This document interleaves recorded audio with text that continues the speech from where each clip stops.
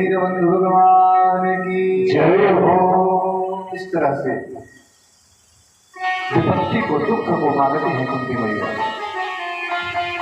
भगवान कहते हैं कि बुआ अभी विपत्ति से आपका जी नहीं भरा, बचपन से ही आपने विपत्ति का सामना किया है। बाल्यावस्था में ही आपको एक पुत्र मिल गया था, वह भी तो आपके सामने दुख रूप में ही आया था कि विवाह से पूर्व ही आपको एक पुत्र मिल गया था करने के रूप में। विवाह भी हुआ जिस पति से, वह पिलिया का मरीज, असमय उसकी भी मृत्यु हो गई।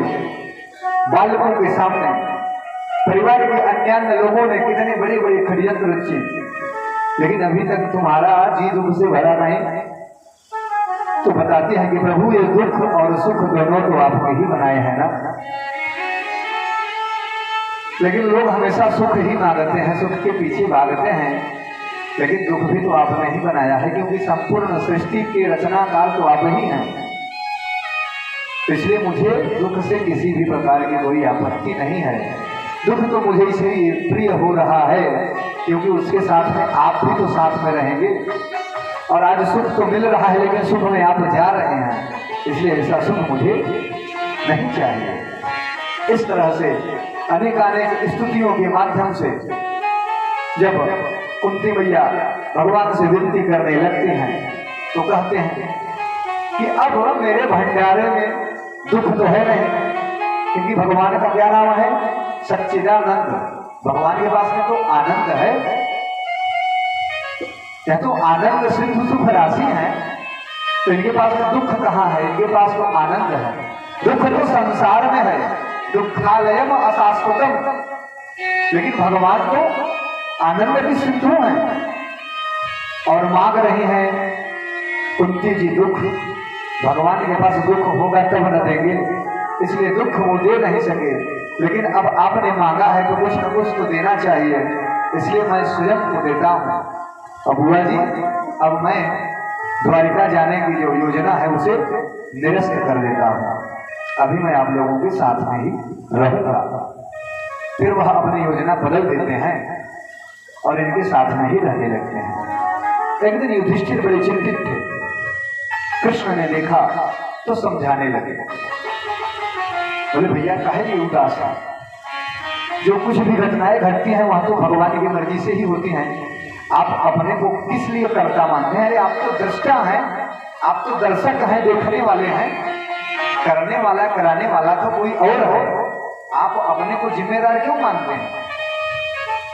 लेकिन युधिष्ठिर भगवान कृष्ण को अपना छोटा भाई मानते हैं, इसलिए छोटे भाई की बात उन्हें समझ में नहीं आ रही है।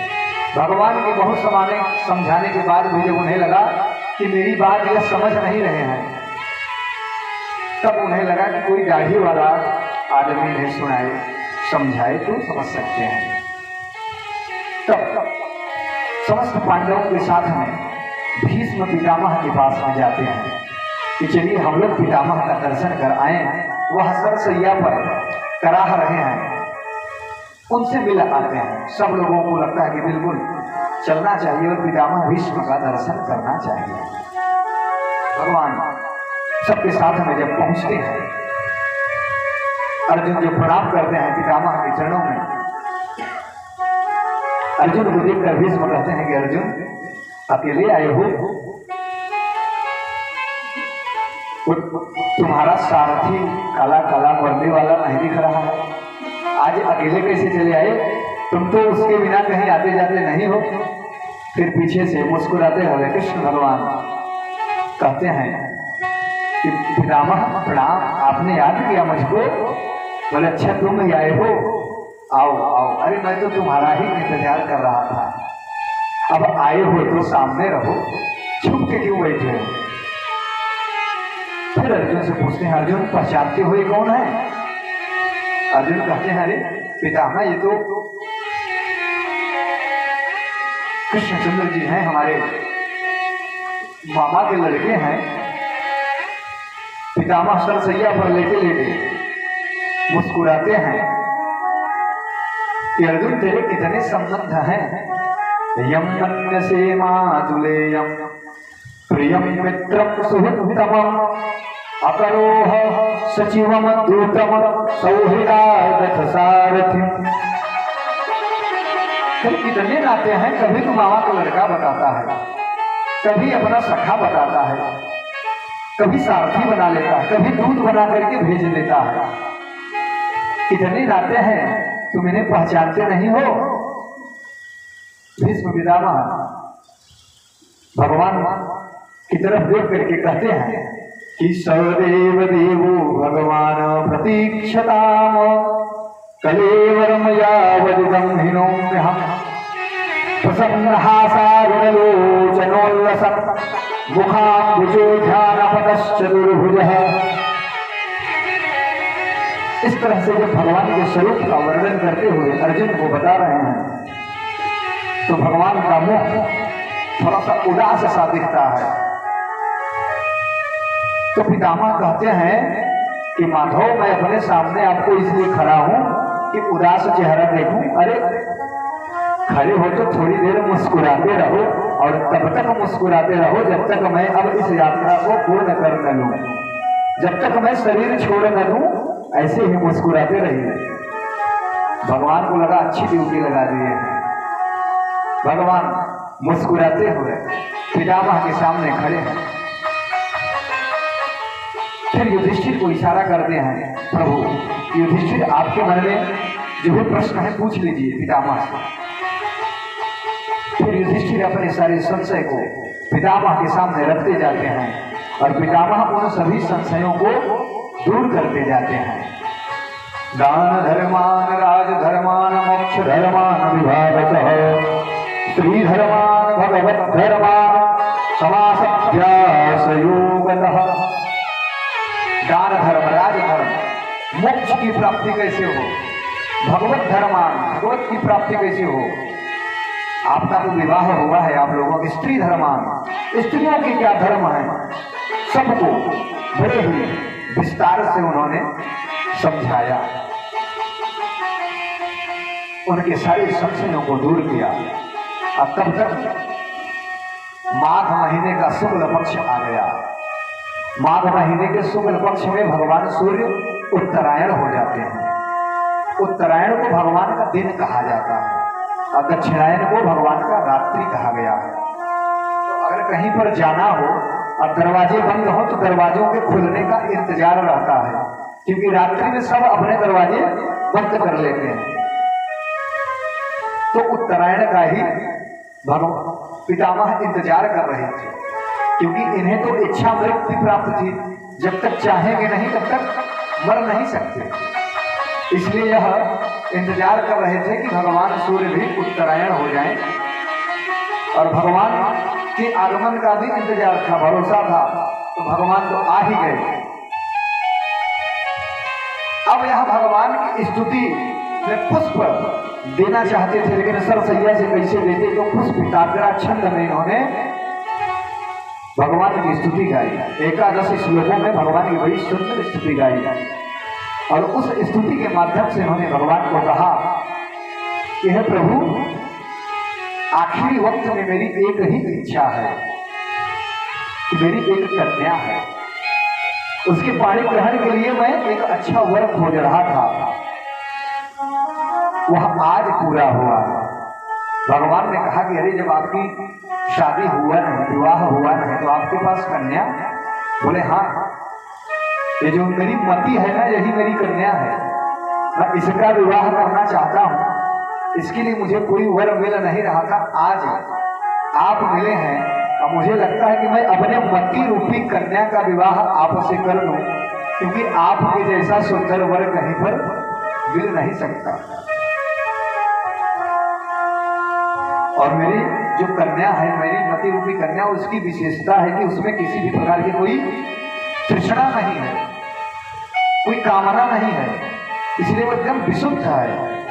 तो आप उसे स्वीकार भी कर सकते हैं।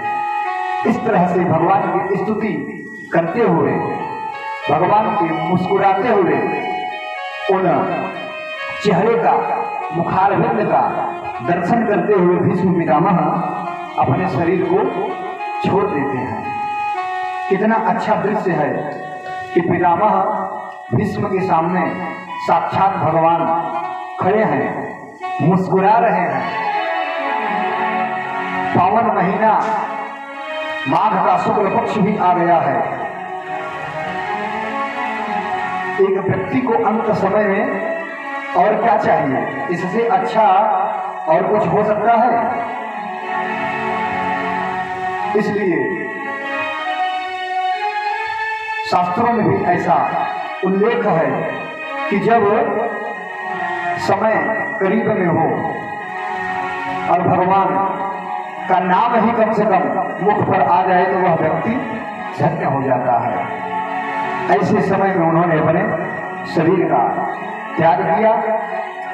सब लोग देवता आकाश में छा जाते हैं और पुष्प की वृष्टि करते हैं, उनके भाग्य की सराहना करने लगते हैं। अब सौनक जी पूछते हैं कि महाराज परीक्षित का क्या हुआ? तो सूत जी बताते हैं कि हाँ, परीक्षित सुरक्षित रहे, गर्भ में एकदम सुरक्षित रहे, समय से उनका जन्म भी हुआ। जन्म के बाद वह चारों तरफ ढूंढ रहे थे कि जो मेरी रक्षा करने के लिए आए थे वो कौन है। इसलिए चारों तरफ बड़े ही आतुर भाव से, कातर भाव से वह देखते थे, इसलिए उनका नाम पड़ गया परीक्षित। परितः इच्छति इति परीक्षितः। चारों तरफ जो इच्छा भाव से देखते हैं, वैसे तो उनका विष्णुराज नाम है, लेकिन उनके स्वभाव के कारण उनका परीक्षित नाम पड़ा और परीक्षित नाम ही प्रसिद्ध हुआ। फिर कहानी सुनाते हैं कि विदुर जी समझाने गए धृतराष्ट्र को, और जब वह समझा नहीं तो वह तीर्थ के लिए निकल गए थे। अब तीर्थाटन करते हुए जब उन्हें पता चला कि महाभारत का युद्ध भी हुआ और युद्ध समाप्त भी हो गया, तो घूमते घूमते पुनः वापस आते हैं और धृतराष्ट्र से पूछते हैं कि कोई कमी, कोई दिक्कत तो नहीं है? धृतराष्ट्र पांडवों की सराहना करते हैं, इस बहुत इज्जत है मेरी। सब उठ करके सुबह सबसे पहले मुझे प्रणाम करते हैं और भीमसेन खाने के लिए सबसे पहले मुझे बुलाते हैं, सबसे पहले मुझे परोसते हैं। इतना सम्मान तो मेरे दुर्योधन दुशासन जैसे पुत्रों ने भी नहीं किया था मेरा। विदुर ने कहा थोड़ी बहुत शर्म बची है कि सब पेश खाई महाराज, जिनको मारने के लिए इतने इतने आपने साजिश किए, षड्यंत्र रचे, आज उन्हीं के टुकड़ों पर पल रहे हैं, शर्म नहीं आ रही है आपको? अरे भजन करो भगवान का, अब भी आपको वैराग्य नहीं जाग रहा। तो बोले धृतराष्ट्र कहते कि मैं करूं क्या? बोले चलिए मेरे साथ में। और रात्रि में विदुर जी धृतराष्ट्र गांधारी को लेकर के तीर्थों में चले जाते हैं। सुबह जब सब लोग प्रणाम करने जाते हैं और इन्हें नहीं देखते हैं तो बड़े दुखी होते हैं। तब तक नारद जी महाराज तुम्बूर नाम के गंधर्व के साथ में आते हैं और इन्हें बताते हैं कि आप परेशान न हो, अब इनकी बागडोर विदुर जैसे धर्मात्मा के हाथ में है, इसलिए आप लोग निश्चित रहें। तब जाकर के ये लोग निश्चित हो गए। अब युधिष्ठिर महाराज को बड़ा चिंता हो रहा है कि जब भगवान द्वारिका जा रहे थे तो छोड़ने के लिए अर्जुन गए थे और 6 महीना हो गया, अभी तक अर्जुन वापस नहीं आए और मुझे अपशकुन दिखाई दे रहे हैं। पता नहीं क्या हुआ होगा। ऐसे ही सोच विचार कर ही रहे थे कि अर्जुन आते हुए दिखाई पड़े। अर्जुन जब नजदीक आते हैं तो उनका मुख मलिन है, दुखी है, चेहरे का तेज उड़ गया है, एकदम निस्तेज हो गए हैं।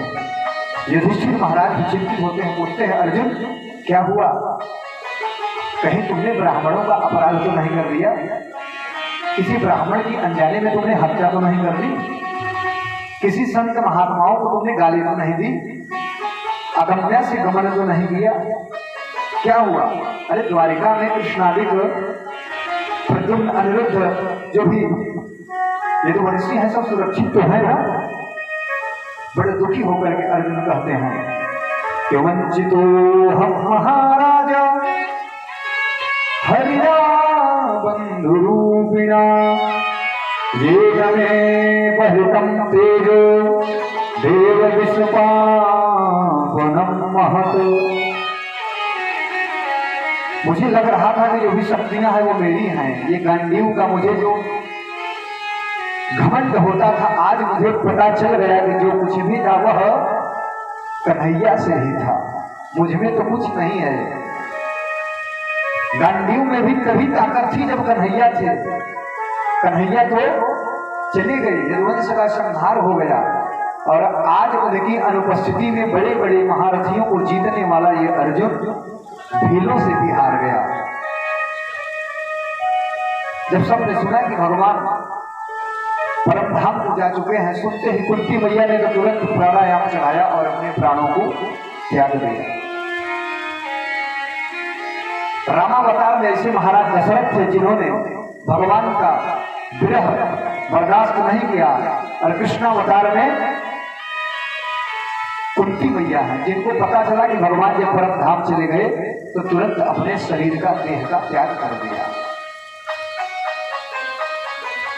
और अब युधिष्ठिर भी राजपाट सब परीक्षित के हाथों में सत्ता का भार सौंप दे और तीर्थों के माध्यम से भ्रमण करते हुए, स्वर्गारोहण करते हुए इस धारा से वह सब भी चले गए। और जब सत्ता सौंप के वह सब भगवान के ही चरण कमलों में अपने स्थान को निश्चित किया, तो एक दिन परीक्षित महाराज को लगा कि थोड़ा मैं अपने राज्य में देखूं कहां क्या चल रहा है। तब उन्होंने देखा कि एक बछड़ा जिसके 3 पैर टूट गए हैं, मात्र एक पैर बचा हुआ है, एक गैया है, रो रही है, और उनके पीछे एक काला कलूटा सा आदमी हाथ में डंडा लिए हुए उन पर प्रहार करने की चेष्टा कर रहा है। अब गाय बछड़े आपस में बतिया रहे हैं कि माँ तुम इसलिए दुखी हो ना कि मेरे 3 पैर टूट गए हैं, या तुम इसलिए दुखी हो कि गायों की रक्षा करने के कारण, गायों का सेवा करने के कारण जन भगवान का नाम गोविंद और गोपाल पड़ा, आज वह इस धरा को छोड़ करके परम धाम को चले गए हैं, इसलिए उनकी विरह, उनके वियोग में तुम रो रहे हो। परीक्षित को ये बातें सुनाई दे रही हैं, तो उन्हें लगा ये कोई साधारण गाय बछड़े नहीं है, तो पास में आते हैं और पूछते हैं कि आप लोगों की बातों को मैं सुन रहा था, आप कौन हैं? आप कोई देवता हैं? आप कोई साधारण जीव तो मुझे नहीं लगते, और आपकी ये दुख का कारण क्या है? आपके 3 पैर कैसे टूट गए? तो बछड़ा कहता है महाराज, मैं अपने इस दशा का किसी जिम्मेदार ठहरा। कोई कहते हैं कि भगवान की मर्जी के बिना पत्ता भी नहीं हिलता, इसका मतलब जो भी दशा मेरी हुई है भगवान की मर्जी से हुई है। कुछ लोग कहते हैं कि व्यक्ति अपने कर्मों का फल भोगता है, तो हो सकता है मेरे कर्मों का ही फल हो। कुछ लोग कहते हैं कि कुंडली में ग्रह दशा खराब रहती है तब ऐसी स्थिति आ जाती है। तो मैं अपने इस दशा का किसी को भी जिम्मेदार नहीं मानता। उनकी बातों को सुनकर परीक्षित कहते हैं कि मैं समझ गया, आप साक्षात धर्म हैं, इसीलिए आप किसी को अपने इस दशा का जिम्मेदारी नहीं दे रहे हैं। और ये जो गैया मैया है ये साक्षात धरणी है, पृथ्वी माता। आप लोगों का तो बोध मुझे हो रहा है, लेकिन ये दुष्ट, ये काला पुरुष कौन है जो आप लोगों के पीछे हाथ धो करके पड़ा हुआ है और बार बार डंडे से प्रहार करने की चेष्टा करता है? उसको देख करके महाराज को क्रोध आ जाता है, अपने म्यान से तलवार निकालते हैं, तलवार को जैसे उसके ऊपर प्रहार करने की चेष्टा करते हैं, जैसे ही वह महाराज के चरणों में गिर जाता है। दीनवत शरणं गतः, दीनता से चरणों में झुक जाता है। बोले कि तुम कौन हो? बोले महाराज मेरा नाम कली है, मैं कलियुग हूं। बोले तेरी इतनी हिम्मत, तुझे इतना साहस कि तू परीक्षित के राज्य में प्रवेश कर गया? हाथ जोड़ करके बोला महाराज आपका राज्य कहाँ नहीं है? सप्त द्वीप वसुंधरा पे चारों तरफ आपका ही तो राज्य है, मैं जाऊं तो जाऊं कहाँ? अरे मुझे तो कहीं तो रहने देंगे, कोई तो स्थान देंगे। परीक्षित ने कहा अच्छा तो अपना पूरा परिचय दो, अपने कुछ गुण दोष के बारे में बताओ। कलयुग बताया कि महाराज अब दोषों की क्या मैं गिनती कराऊं, मैं दोषों का तो भंडार हूं, ऐसा कोई दोष नहीं है जो मेरे पास न हो, इसलिए मैं उनकी गिनती नहीं करा सकता। सारे दोष मानिए मुझसे ही निकलते हों। बोले कि दोष ही दोष है, कोई गुण भी है? बोले एक गुण है महाराज। बोले तो गुण के बारे में तो बता दो। तो कलयुग बताता है यत् फलम तपसा नास्ति न योगेन समाधिना तत्फलं लभते सम्यक् कलौ केशव कीर्तना।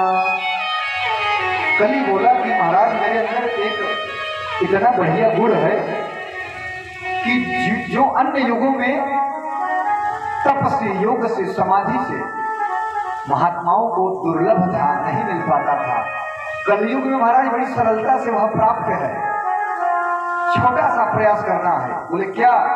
बोला कि केशव कीर्तना, भगवान के नाम का कीर्तन करो। केवल भगवान के नाम का कीर्तन करने से ही जो अन्य युगों में दुर्लभ था वह बड़ी सुलभता से प्राप्त है। कलयुग केवल हरि गुण गाया, उसने केवल हरि के नाम का ही गुणगान किया। परीक्षित को लगा कि गुण तो बहुत बढ़िया है, इसलिए चलो ठीक है, मैं तुम्हें 4 जगह स्थान देता हूं। द्यूतम पानम स्त्रियः सूना यत्रा धर्मस्य दुर्विधा। द्यूतम जहां पर जुआ होता है, पानम जहां पर मदिरा पान होते हैं, स्त्रियः जहां पर लंपट पुरुष स्त्रियों के साथ में समागम करते हैं, सूना जहां पर हिंसा होती है, कत्ल होते हैं, ऐसे 4 जगहों पर हे अधर्म से युक्त कली, मैं तुझे इन 4 जगहों में स्थान देता हूं। कलयुग बोला महाराज परिवार बड़ा लंबा है, 4 जगह दिए हैं, इतने से काम कैसे चलेगा? आपने केवल मेरे दोषों पर ध्यान दिया, अरे कम से कम गुण पर आप रीझ गए थे तो कोई एक स्थान ऐसा भी दे देते कि मजा आ जाता। तो परीक्षित ने कहा कि तुम्हारा एक गुण जो मुझे पसंद आया है, उसके आधार पर मैं तुझे स्वर्ण में भी निवास देता हूं। कलयुग प्रसन्न हो गया, वाह महाराज आपकी जय हो, जय हो। और जैसे उन्होंने सोने में निवास दिया, हर जगह सोने में कली का वास हो गया। वह अपने राज्य में वापस आ गए और एक दिन शिकार के भाव से निकले तो एक स्वर्ण मुकुट को धारण किए और उसी को पहन करके शिकार के लिए निकले। दूर जंगल में चले गए। वहां पर जब पहुंचे तो उन्हें भूख और प्यास सताने लगा। उन्हें लगा कि क्या करें, अचानक से एक कुटिया दिखाई देती है। वहां पर जाते हैं, जो कि समीप मुनि का आश्रम था। वहां पर जाते हैं, आवाज लगाते हैं कोई है? अरे मैं चक्रवर्ती सम्राट परीक्षित हूं, मुझे प्यास लगी है, मुझे पानी की आवश्यकता है। लेकिन बाबा की समाधि पक्की थी। उन्होंने जब किसी भी प्रकार का क्रिया प्रतिक्रिया नहीं दिया तो परीक्षित को क्रोध आ जाता है कि राजा का स्वागत न करना पड़े, इसलिए ध्यान का नाटक करके बैठा हुआ है कि कुछ देर चिल्लाएगा और चला जाएगा। क्रोध उन्हें कुछ समझ में नहीं आया तो उन्होंने देखा कि पास में मरा हुआ सर्प है। अपने धनुष के एक किनारे से उन्होंने सर्प को उठा करके बाबा के गले में लपेट दिया और फिर चले गए। ये सब दृश्य एक बालक देख रहा था और वह बालक जब इन दृश्यों को देखा तो दौड़ते हुए ऋषि कुमार श्रृंगी मुनि के पास आ गए, जो कि नदी के किनारे पर खेल रहा था। बालक जाकर के कहता है कि चक्रवर्ती सम्राट आए थे, आवाज दिए जब गुरुदेव महाराज ने कोई भी प्रक्रिया नहीं किया तो उन्होंने मरा हुआ सर्प उनके गले में डाल दिया। जैसे ही उस ऋषि कुमार ने सुना कि चक्र